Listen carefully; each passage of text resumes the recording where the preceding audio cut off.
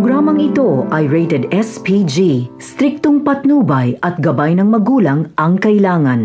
Nalaman nga nila Tanggol kay Ben na may mga patong na ang kanilang ulo.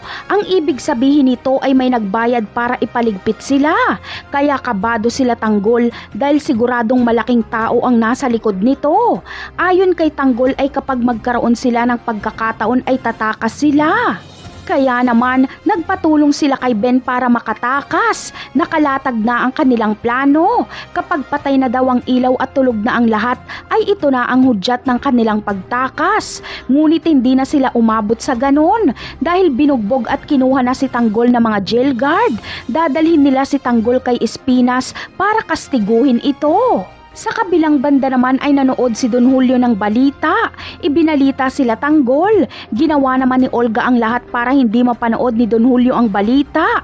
Kinausap at nilibang niya si Don Julio at pinahinaan niya ang TV. Tagumpay dito si Olga dahil hindi man lang nasilayan ni Don Julio ang tunay niyang apo sa TV.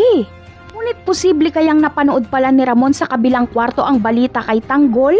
Kapag ipanood niya ito sa kanyang ama ay si Don Julio mismo ang magsasabi na ito nga ang anak ni Ramon dahil kamukhang kamukha niya ito noong kabataan ni Ramon. Kaya gagawin nila ang lahat para maitakas si Tanggol. Napakarami pa nating dapat abangan sa mga susunod na episode. Paalam!